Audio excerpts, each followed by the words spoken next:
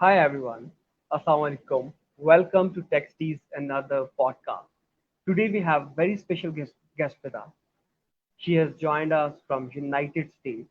She is the president of Adventure Travel and Trade Association. She has years of experience in adventure travel and trade sector. We're gonna ask a lot of questions about how she was spending her quarantine days, how she made them productive, and above all, how she came into this adventure travel and tourism thing. And according to her, what will be the new norm for travel and tourism industry? We are gonna ask her a lot of questions about it. It will be a really great session. By the way, before going for any questions, thank you so much, Cassie, for joining us for the podcast and taking out time from your busy schedule. Yeah, no problem. Thank you. I look forward to it. So, by the way, who is Cassie? How you define yourself? Yeah, you do so many amazing things. I've been through your profile and I was amazed. By the way, how you define yourself? Who you are? Are you a traveler? Who you are? That's a good question. I would say definitely I'm a traveler. I always have been. So I've been in the tourism industry for over 20 years. But I'm also a nature and wildlife enthusiast too. I've always really appreciated the outdoors. So that's always been important to me as a person. Wow. So, by the way, we are going to talk about that wildlife thing because you were the vice president of Sanitary, and we're going to talk about that later downline the podcast. But you have years of experience in travel and tourism industry. You worked on senior positions when it comes to adventure travel. Can you please just share your story that how this all started, how you came into this industry? Sure. Because people, Actually, I started off. I was teaching English as a second language at an organization in Seattle called the Refugee Women's Alliance, and this was as a volunteer. And the woman I was teaching with worked at Zagram Expeditions, which is a small tour operation in Seattle, but they do international land and small ship tours around the world. And they were opening a space voyage division of the organization, and they were looking to hire somebody to help support them. So I actually started off, believe it or not, in space voyages, and but after a few years of doing space and also deep sea voyages, we did small submersible trips.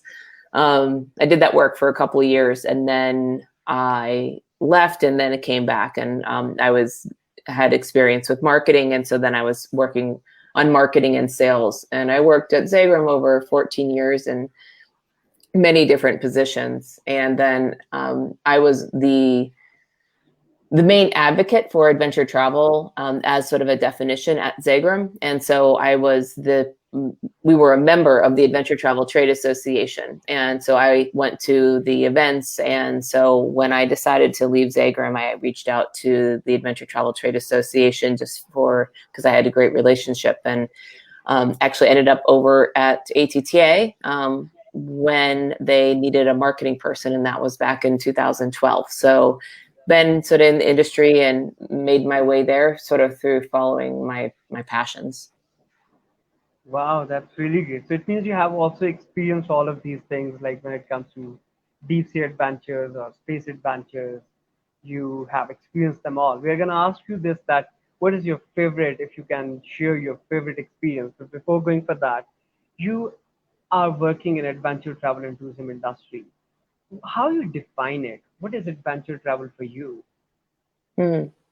Well, the way that the Adventure Travel Trade Association defines it is similar to me. And it's the most simplest way. We talk about it being the intersection between an activity, so some type of adventurous activity, and the natural environment, and then also an immersive cultural experience. And that if those all intersect, then that's truly an adventurous activity because it's challenging your mind and your body. And but we also it's really a different for any person. So if I'm somebody who maybe naturally haven't been as adventurous in my life, Doing a bike ride for the first time might feel adventurous to me, or if I've ridden a bike my whole life, going mountain biking, it might be something I hadn't done yet, and so then that might be adventurous. So for me, what I do personally as adventure travel is, I do hiking and stand-up paddleboarding and kayaking, and I've gone climbing, I've rafting. So I personally think that any activity that challenges somebody physically and mentally is adventure travel. Wow. So it's different for every person. Mm-hmm. Yeah. Yeah. Yeah. So by the way, when it comes to, can you please tell us about Adventure Travel and Trade Association, because you are president of this association? That what's its mission, that what you people are doing over there, and when it comes to your membership, if some company, small company becomes your member, how you benefit them, what kind of benefits they get? Yeah. So our association, we're really working to improve the economic um, power of communities around the world. So, and we really believe that adventure travel has the power to do that. Often when people do adventure travel in a destination, their money, more of it stays in the destination than, say, more mainstream travel. So our mission really is to empower businesses to grow. And so we do that through education, through research, and through providing business type services and partnerships for them. So that's what we do as an organization. We have to do a lot of that virtually now. So we do a lot of virtual education, and our membership benefits. It varies based on the type of member that you are, but we offer a lot of webinars that are for the different types of needs for businesses. We offer free research reports for our members, and we have a networking platform that's for our members, where members can connect and discuss different topics for the industry, and also connect with people that might be partners for their business, providing different innovative opportunities for itineraries or anything that might be important to them as a business. They might need insurance or gear or marketing or PR support, and we try to create a community that allows them to do that. Wow, that's great. By the way, when it comes to your training programs are also only for businesses, or let's say only for businesses, or also for customers who are travelers? That's a great question. We don't have education or opportunities specifically for consumers, unless somebody, a traveler, is interested in getting into adventure travel. So we just launched a guide training program. So if a traveler is interested maybe in getting into the travel space and wants to perhaps do local guiding, I mean, that's a huge thing right now, where there's locals, obviously, like in the sharing economy, where people are either sharing their space or sharing their knowledge. So we have an online program that we've launched that's for guide training that somebody could take, but we don't specifically have training for travelers, let's say, to learn how to raft or to bike or anything like that. That's not something that we offer currently. Wow. So by the way, when it comes to your training programs, I've been through few of the course outlines. I think it's really great, and you people are helping adventure industry to grow. By the way, there is one more thing which I want to ask you, that how you spent when it comes to your quarantine days, how you spent them and how you made them productive, and how much it affected your personal life. Can you please share positive and negative impact on your life? Well, I have kids, so they're 12 and 14. So initially, it impacted us because they were home and not in school. So that was a little bit more challenging for my younger kid. So my husband and I are both home, and so just having to move, help him along in his studies. That was a little bit challenging while also working. Um, but I would say that it's made us also closer in many ways as a family, because we're, having to interact more. And so we did a lot of a lot of fun things in terms of playing more games together. We're a big game playing family, so we did that. But we also I like yoga, so I've been doing a lot of yoga and other just exercise at home over these last few months, and bike riding and walks and things outside, because we can still do them in Seattle and do them without masks on, which is nice because we have enough space here that we can safely socially distance and do those activities. So I would say, it's been, I already worked virtually. So ATTA is a virtual organization. So that was pretty seamless. And my husband also has worked virtually. It's affected us a little bit, and he took over my office. This is my office, but I'm not normally in here anymore. I had to move to a different room in our house. So anyway, we've had some adjustments, but it's been all right. And, mostly challenging from a business standpoint. We really have had to make a lot of changes to the organization because tourism's been affected so much. So I've been spending a lot of time, on the ATTA work and trying to be successful in that. So. Yeah, by the way, when it comes to your business, when it comes to ATTA, how much you have pivoted it? Because when it comes to travel and tourism industry, it's the most vulnerable industry. It was one of the most vulnerable industries during this crisis. So how much you people have pivoted it? How much have we pivoted? Is that what you asked? Yeah. Well, thankfully, our strategy this year, before COVID, a lot of it actually aligned really well with what we discovered that we needed to do anyway. So we were launching our online training program that was already in the works. And so we were able to do that fairly quickly because we were already working on it. We were also working on a new strategy for our membership levels because we're a global organization and we wanted to create more accessible membership types for businesses that are smaller, or for professionals, students, or guides, or people who might not be ready to enter as a business yet. And so we were already working on launching that. And so, I think those two were already ready to go. We just really scaled back some of our other work. We do a lot of events, and so we were really affected by our events. So a couple of our live events were canceled or postponed, and for that was a big change for us. So, but because we're a virtual organization, it was pretty easy for us to start working virtually and change those to virtual events. We just needed a different platform.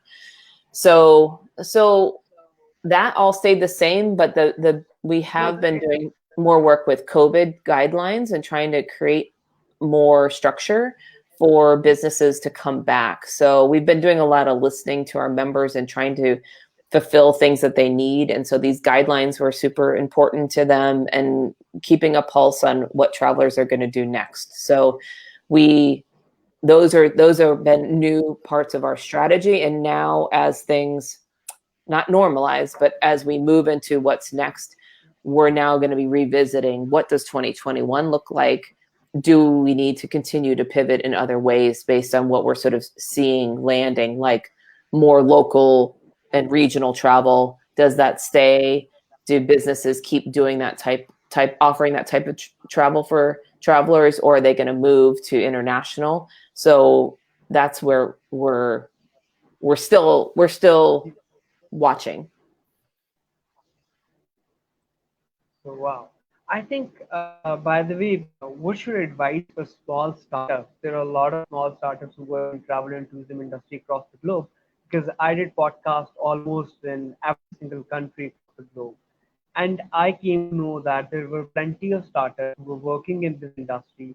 They have to shut down their business. What's your advice for startups who are out of, like, maybe out of budget, or they were unable to take it virtually? What's your advice for them? Small budding startups, Hmm. how they can survive?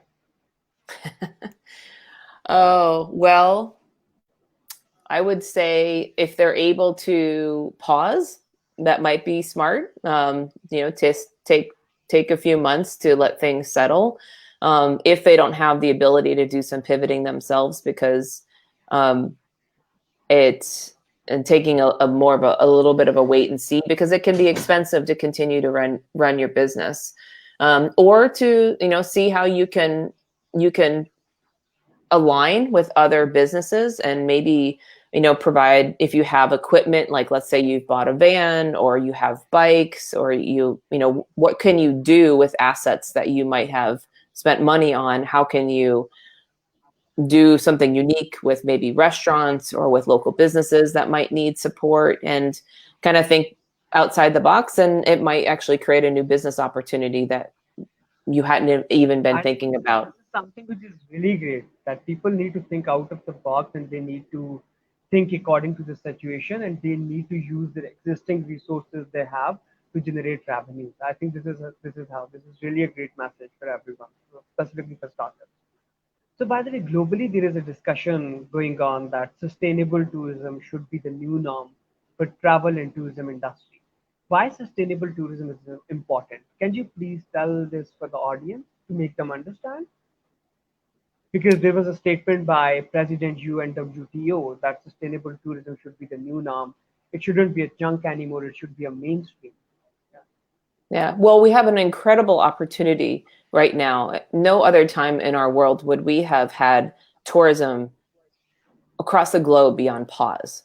So there was a growing problem with a lot of destinations having too many travelers, and causing too large of a load on the environment and on the local people. And so now we have this opportunity where tourism has stopped, and there is the ability to rebuild and rethink about how to bring it back in a sustainable manner. Now is the time to do what so many of us in the industry have been wanting to do already. And it's important for climate, so that we can take a look at what our carbon load is. And it's important for local communities. It's important for the environment. And we believe that adventure travel is a really positive type of travel that can really help support a more sustainable future for the tourism industry. And so it is a generally, it brings more revenue into the destination, as I spoke of earlier. You need outdoor spaces to be taken care of. You want wildlife to be in sustainable populations. You want there to be healthy, interesting small towns that are thriving, to create the type of interest and the cultural experiences that all travelers are really looking for. So for those reasons, we just believed for healthy destinations, it's going to create healthy tourism, and that is having that all relies on those more sustainable methods. Yeah. Yeah, I think it's a global discussion right now, and we are at a metaphorical fork where we need to decide that we need to go back to the kind of tourism the world used to have, or we can be in a better world when it comes to travel and tourism. I think it's a point to ponder, and everyone needs to think about this. Specifically, the players who belong to this industry, they can create awareness and they can play a major role towards sustainable and more balanced tourism. So by the way, there is a thing like COVID has changed everything. When COVID came, like everyone had a plan that this year I'm gonna do this, I'm gonna travel this place. So what plans you had which you were unable to complete because of COVID-19? Can you please share that? It's funny. Normally, I would have had plans, but because I almost always am traveling somewhere internationally with my family, um, I didn't have um, I didn't have any of those plans this year. So I was thankfully not as affected. I mean, we had recently gone on a 3-week trip to Europe. We had done trips to Canada. I'm trying to think of where else we've gone lately. Um, we've gone to Mexico anyway. So we didn't have anything planned. What changed for me was more work plans, going on some work related trips that have been canceled. So thankfully I wasn't affected as much as many of my colleagues and my friends who had international trips planned who weren't able to do those. I had a domestic trip to Oregon that we had planned in July, and we ended up going still. So it was to Bend, Oregon, and that was a couple weeks ago. And we were debating on whether we should still go because we wanted to do the right thing. Wanted to make sure that travelers are welcome. So we really checked the website. We checked to see what was open. We checked to see if hiking trails and biking and the things that we like to do were going to be available, and they were. But what's interesting is about a week after we came back, and we stayed at a Airbnb style place. But about a week after we came back, the tourism body of Bend, Oregon, asked travelers to stop coming. So it's definitely, for those travelers out there, it changes minute by minute. And I feel like you really need to respect the destination's wishes about they are trying to not have travelers come. It's because it could be a load on the hospitals or the locals. And if cases are going up, it's important to respect that. Yeah, I think you're 100% right. By the way, there is one thing that which I want to ask you because you have years of experience in travel and tourism industry. When it comes to sustainable tourism policies, we can have policies. Every single country can have policies. But when it comes to implementation, would you suggest that how effective implementation can happen when it comes to policies in travel and tourism industry? Hmm. Well, I think that it differs for all of the different countries. I think that some of the things that I've seen not be as effective is that policies are put in place, but they're not communicated to travelers. So travelers need to, and travel not communicated well to travelers. So if you have policies, travelers need to know about them, and they need to be prevalent. They need to be visible. They need to be understood. And I think that that's an important part of it, and that locals need to be part of the creation of those policies that you put into place. So I think it is different. It's different based on what how reliant, let's say, a destination might be on tourism. It might depend on the infrastructure that is in place or needs to be put in place. So I don't think that there's a standard way to answer that question because I think it's really different. But I think Yeah, so in general, what you said that it can happen in a public-private partnership. That would be the best approach. So by the way, when it comes to you were the member of, you were the executive member and vice president for animal welfare. You also worked as a volunteer for immigrant rights projects and refugee women alliance. It shows that you do a lot of social work. How that came into happen, how that came into like how that thing came into you when you started that when it comes to social work. Are you And asking how specifically, you did I also start mentioned doing that that work? yeah, So when because everyone I is too busy. Like definitely when it comes to your portfolio and your positions, you are damn busy with your work, but you still manage time for when it comes to that animal welfare thing. So how that like it's like it's something which you always wanted to do. just believe in that it's important for you to donate your time outside of your profession to organizations that might need your help or to people that might need your help. So that's just important to me individually. Over the last few years, I have done a little bit less volunteer work due to some personal situations that I've had.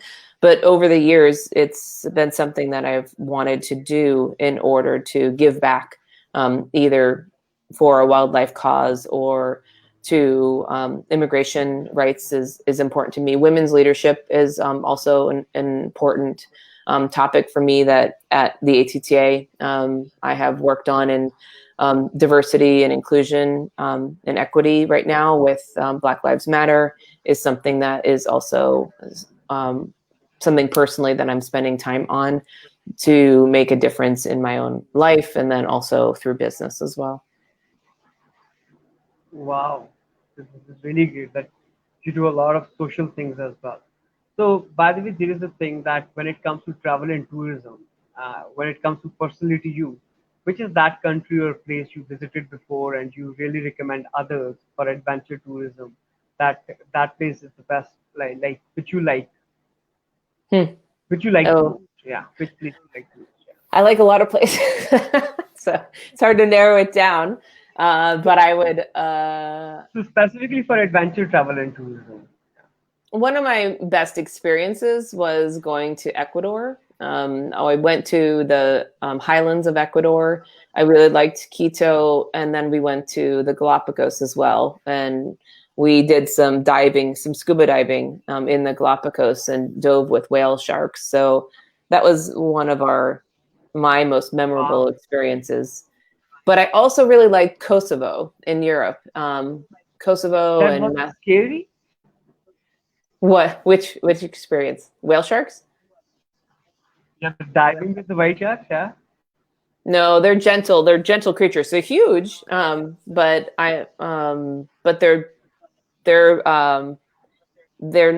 the way that they feed. They just feed on like plankton and scoop up that. So they're. I'm not going to get bit, and they're just beautiful. So no, So it they wasn't don't scary. harm humans. Mm-mm. I was more scared of the Galapagos sharks.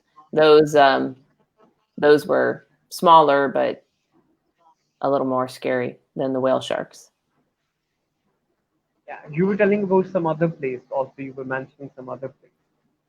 Oh, Kosovo in Europe is really a very new opening destination for tourism, and I kind of liked how raw it felt. The food was amazing, and just a lot of wonderful hiking, and just it's just really interesting to go there. So that and Albania and Macedonia were just some cool places. Wow. So it means you're also a food lover. So by the way, there is one more thing that what is your life advice for the listeners, Mm. specifically when it comes to travelers? Mm. Life advice. Always try something new. Don't be afraid, because you might find a new passion, and it could be a new food, it could be a new activity. But I think for me, if I'm afraid of something, it means I need to conquer it. So I usually, if I'm afraid to go waterfall jumping, then it means I need to try it and do it. So I advise people So this is how to you overcome fear of failure. I guess, yeah. I think this is a great way. Yeah, like until and unless you don't go for something, why you're afraid of that? Like, yeah, this is the only way you are gonna know that you're afraid of it or not. Yeah. Yeah.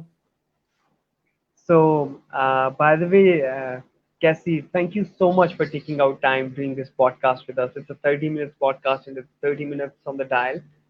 So, yeah, thank you so much Yeah, thank for you. being here with us and educating people about telling people about adventure travel and tourism. And yeah, thank you. Thank you. Appreciate Bye it. bye. Nice to meet you. Bye-bye. It's really nice meeting to you. Bye bye.